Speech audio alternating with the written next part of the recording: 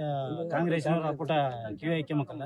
ಇಲ್ಲಿ ಇದು ಕಟ್ಟಿದ್ರು ಸುತ್ತ ಇನ್ಶೂರೆನ್ಸ್ ಕಟ್ಟಿಸಿರ್ತ ಆಫೀಸ್ಗಳು ತಿರುಗಾಡಿದ್ರು ಸುತ್ತ ಅಪ್ಪಟ ಕಿವಿ ಹಾಕ್ಯಮಕ್ಕಲ್ಲ. MP ಇಲ್ಲ ML ಇಲ್ಲ, ಎಲ್ಲ ಅವ್ರೇನು ಸ್ವತಃ ಯಾರೋ ಬದುಕ್ಯಾರೋ ಗೊತ್ತಿಲ್ಲ ಸರ್. ಸರ್ಕಾರ ಅಂತೂ ಅಪ್ಪಟ ಕಿವಿ ಹಾಕ್ಯಮಕ್ಕಲ್ಲ. ಯಾವುದೇ ಸಮಸ್ಯೆ ಹೋದ್ರೆ ದುಡ್ಡು ಖರ್ಚು ಮಾಡಿದ್ಯಾ?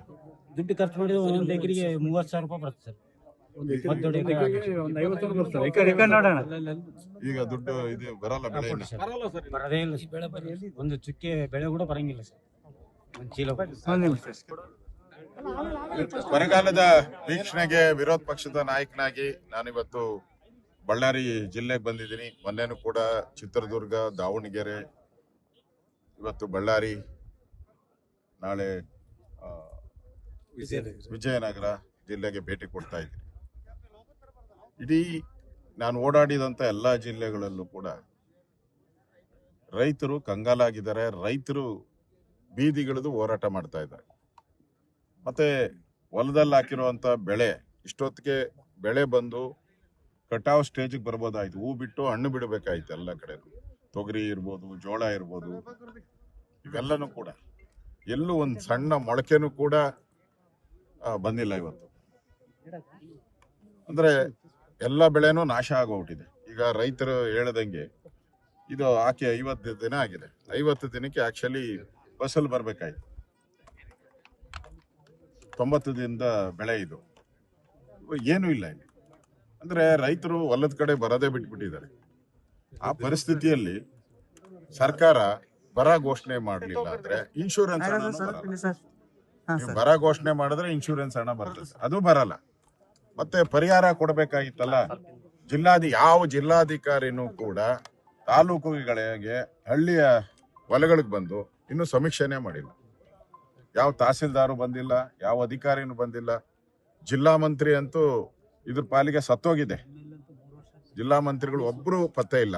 ಎಲ್ಲರೂ ಕೂಡ ಮಂತ್ರಿ ಮಂಡಲ ರಚನೆ ಮಾಡಕ್ಕೆ ಎಲ್ಲ ಡೆಲ್ಲಿಯಲ್ಲಿ 5 ಸ್ಟಾರ್ ಹೋಟೆಲ್ಗಳಲ್ಲಿ ವಾಸ್ತವ್ಯ ಮಾಡ್ಕೊಂಡು ಅಲ್ಲೇ ಇದ್ದಾರೆ. ಮತ್ತೆ ಇವರು ಶಾಸಕರು ಈ ಕಡೆ ತಲೆನೂ ಹಾಕಿಲ್ಲ. 3 ವರ್ಷ ಆಯ್ತು ಸರ್, ಅಪ್ಪಟ ತಿರುಗಿ ನೋಡಿಲ್ಲ. 3 ವರ್ಷ ಆದ್ರೂ ಕೂಡ ಈ ಕಡೆ ತಲೆ ಹಾಕಿಲ್ಲ.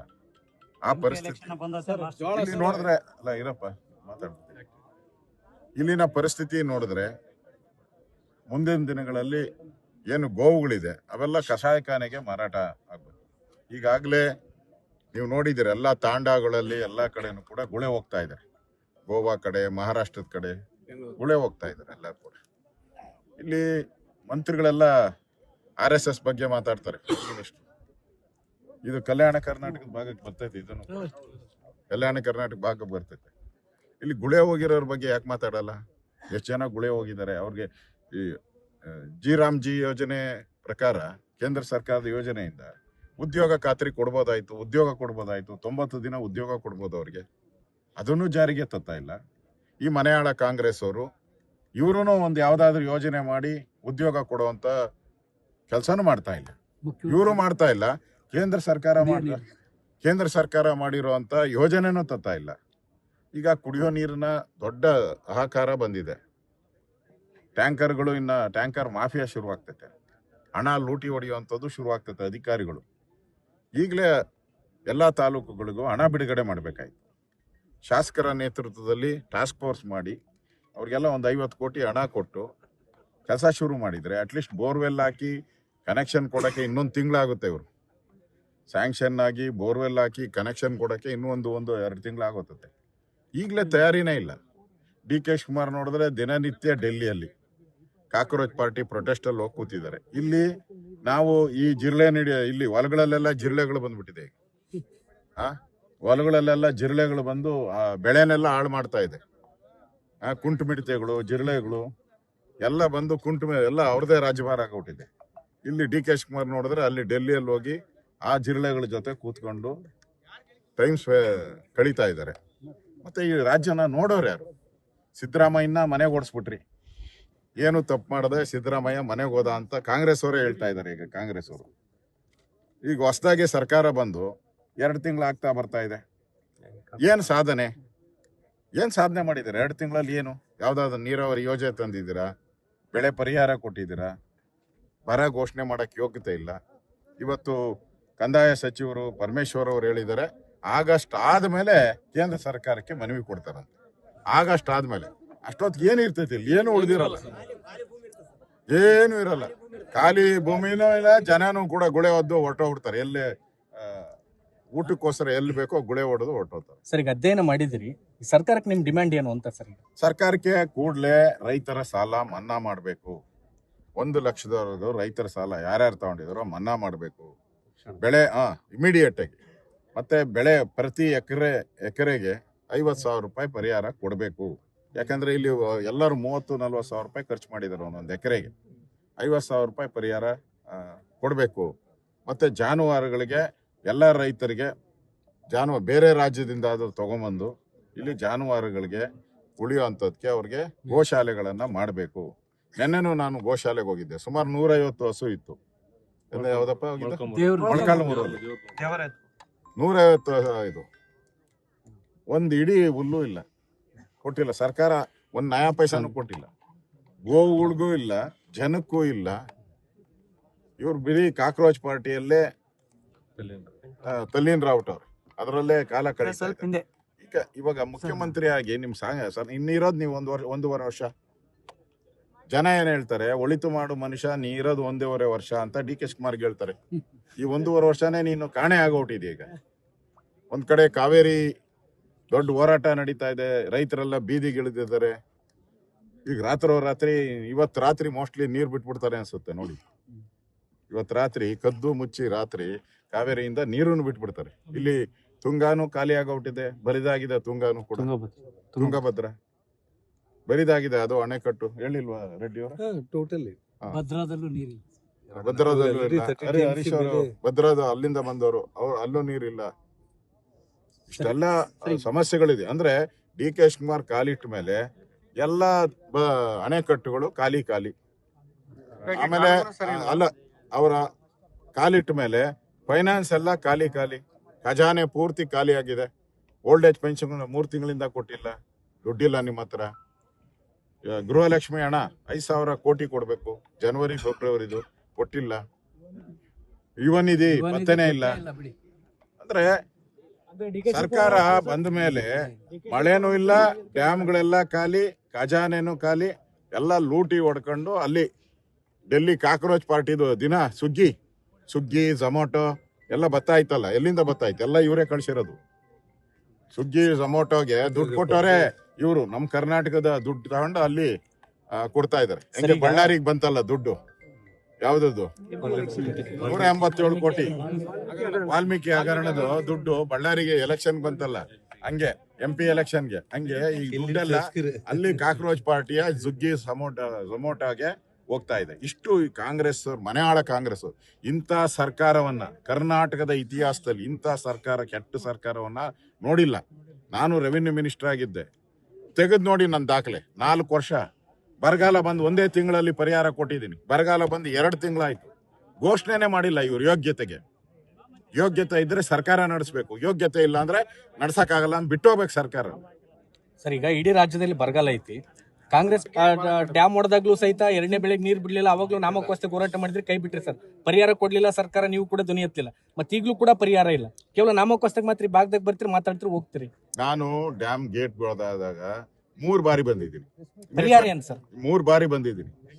ಮತ್ತೆ ಸರ್ಕಾರ ಎಚ್ಚರಿಕೆಯನ್ನು ಕೊಟ್ಟಿದ್ದೀನಿ. ಅದಾದ್ಮೇಲೆ ಹಣ ಬಿಡುಗಡೆ ಮಾಡಿರಲಿಲ್ಲ. ಎಲ್ಲಿ ಕೊಟ್ಟಿಲ್ಲ? ಕಾಂಟ್ರಾಕ್ಟರ್ಗೆ ಹಣ ಬಿಡುಗಡೆ ಮಾಡಿರಲಿಲ್ಲ. ನಾನು ಬಂದು ರಿಪೇರಿ ಅಲ್ಲಿ ಕಟ್ತಾ ಇದ್ರಲ್ಲ, ಅಲ್ಲಿ ಹೋಗಿ ಗಲಾಟೆ ಮಾಡಿ ಆ ಕಾಂಟ್ರಾಕ್ಟರ್ ಕರೆದು ಸರ್ಕಾರ ಜೊತೆ ಮಾತಾಡಿದ್ಕೆ ಅದು ಗೇಟ್ಗಳು ಬಂತು, ಹಣ ಬಿಡುಗಡೆ ಆಯ್ತು. ಇಲ್ಲ ಅಂದಿದ್ರೆ ಅವನು ಓಡೋನು ಆ ಪರಿಸ್ಥಿತಿ. ನಮ್ಗೆ ಕರ್ನಾಟಕದಲ್ಲಿರುವಂತ ಎಲ್ಲ ಡ್ಯಾಮ್ಗಳು ಮುಖ್ಯ. ಕಾವೇರಿ ಅಂತಲ್ಲ, ಕಾವೇರಿನೂ ಮುಖ್ಯ, ಅದಕ್ಕಿಂತ ಎಲ್ಲ ಡ್ಯಾಮ್ಗಳು ನಮ್ ಮುಖ್ಯ. ನಾನೇ ಹೇಳಿದ್ನಲ್ಲ, ತುಂಗಭದ್ರಾ ಡ್ಯಾಮ್ಗೆ ನಾನೇ 3 ಸರಿ ಬಂದಿದ್ದೀನಿ. ನಾನು ತುಂಗಭದ್ರಾ ವಿಸಿಟ್ ಸುಮಾರು ನನ್ನ ಲೈಫಲ್ಲಿ ಒಂದು 15 ಬಾರಿ ಬಂದಿದ್ದೀನಿ. ಅಲ್ಲ ಸರ್, 2ನೇ ಬೆಳೆಗೆ ನೀರು ಬಿಡ್ಲಿಲ್ಲ. ಬಳ್ಳಾರಿನಲ್ಲಿ 2ನೇ ಬೆಳೆಗೆ ಆಲ್ರೆಡಿ ಎಲ್ಲ ಕೆರೆಗಳೆಲ್ಲ ಖಾಲಿ ಗಾಯದ ಮೇಲೆ ಬರೆ ಈ ಸರಿ ಬರ ಇದೆ. ಇದು ವಿಳಂಬ ಆದ್ರೆ ಬಹಳ ಕಷ್ಟ ಆಗುತ್ತೆ. ವಿಳಂಬ ಅಲ್ಲ ರೀ, ಸರ್, ವಿಳಂಬ ಆಲ್ರೆಡಿ ವಿಳಂಬ ಔಟ್ ಇದೆ. ನೀವು ಬರ ಘೋಷಣೆ ಮಾಡಿದ್ರೆ ಕೇಂದ್ರ ಸರ್ಕಾರದ ನಿಯೋಗ ಬರ್ಬೇಕಾಯ್ತು. ನೀವು ಬರ ಘೋಷಣೆ ಮಾಡಿಲ್ಲ ಅಂದ್ರೆ ಕೇಂದ್ರ ಸರ್ಕಾರ ಹೆಂಗ್ ಬರ್ತದ ನಿಯೋಗ? ನೀವೇ ಮಾಡಿಲ್ಲ ಅಂದ್ರೆ ಕೇಂದ್ರದವ್ರು ಹೆಂಗ್ ಬರ್ತಾರೆ? ಇದು ಡಿಕ್ಲೇರ್ ಮಾಡಿಲ್ಲ ಅಂದ್ರೆ ನಾಚಿಕೆ ಆಗಲ್ವಾ ನಿಮಗೆ? ಇನ್ನು 15 ಆಗಸ್ಟ್ ಆದ್ಮೇಲೆ ಮಾಡ್ತಾರಂತೆ. ಅಷ್ಟರಲ್ಲಿ ಜನಗಳ ಕತೆ ಏನು, ರೈತರ ಕತೆ ಏನು?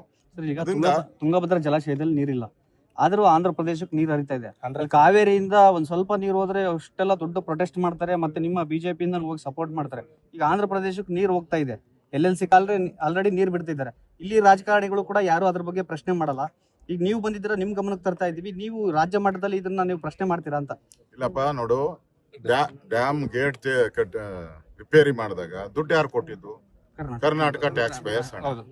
ನೀವು ಆಂಧ್ರ ಮುಖ್ಯಮಂತ್ರಿ ಕರಿತೀರಾ, ತೆಲಂಗಾಣ ಮುಖ್ಯಮಂತ್ರಿ ಕರ್ಕೊಂಡು ಶಬಾಷ್ಗಿರಿ ಏನ್ ಘೋಷಣೆ ಮೇಲೆ ಘೋಷಣೆ ಮಾಡ್ಕೊಂಡ್ರ?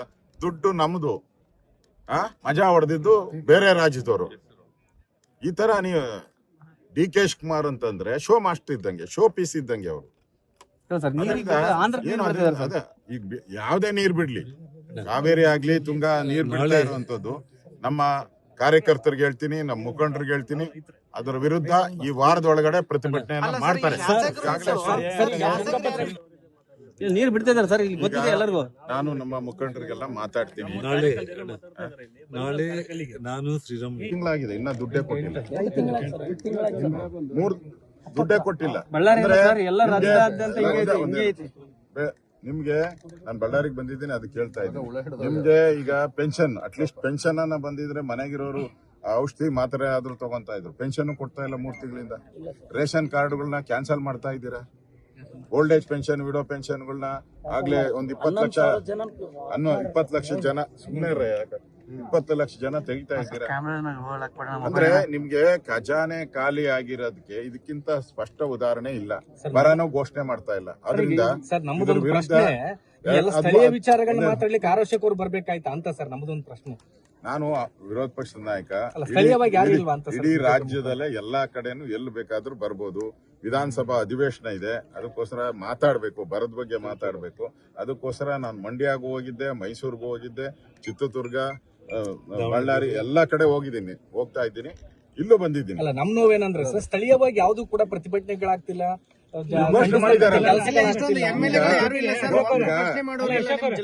ಬಳ್ಳಾರಿ APMCಯಲ್ಲಿ ಕೋಟ್ಯಾಂತರ ರೂಪಾಯಿ ಹಗರಣ ನಡೆದಿದೆ, ಅಂತದ್ರ ಬಗ್ಗೆ ಯಾವ್ದು ಮಾತಾಡಲ್ಲ ಇಲ್ಲಿ ಸ್ಥಳೀಯ ನಾಯಕರು. ಯಾಕೆ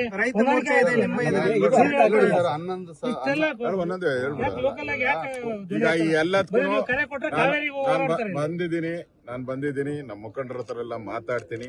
ಇಮಿಡಿಯೇಟ್ ಆಗಿ ಅವರು ಎಲೆಕ್ಷನ್ ಹತ್ರ ಬರ್ಲಿ ಅಂತ ಕಾಯ್ತಾ ಇದ್ರು ಅನ್ನೋ ಗೊತ್ತಿಲ್ಲ.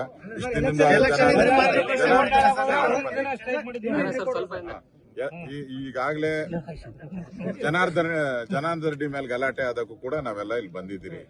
ಅದೆಲ್ಲ ಮುಗಿತಾ ಇದೆ. ಅದಕ್ಕೆ ಈಗ ರಾಜಕೀಯವಾಗಿ ಹೋರಾಟ ಪ್ರಾರಂಭ ಮಾಡಬೇಕಾದ್ರೂ ಕೂಡ ಚುನಾವಣೆ ಬರಲಿ ಅಂತ ಕಾಯ್ತಾ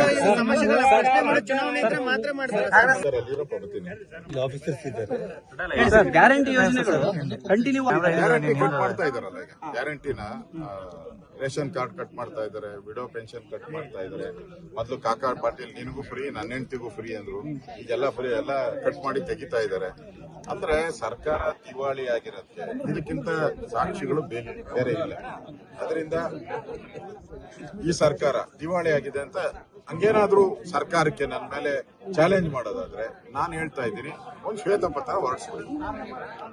ನಮ್ಮ ಖಜಾನೆಯಲ್ಲಿ ಇಷ್ಟು ಹಣ ಇದೆ, ವಿರೋಧ ಪಕ್ಷದ ನಾಯಕರು ಸುಳ್ಳು ಹೇಳ್ತಾ ಇದ್ದಾರೆ, ನಾವ್ಯಾರಿಗೂ ಬಾಕಿ ಕೊಡ್ಬೇಕಾಗಿದ್ದು ಅವಶ್ಯಕತೆ ಇಲ್ಲ, ನಾವ್ಯಾರಿಗೂ ಬಾಕಿ ಕೊಡ್ಬೇಕಾಗಿದ್ದಿಲ್ಲ ಅಂತ ಹೇಳಿ ಹೇಳ್ಬಿಡಿ.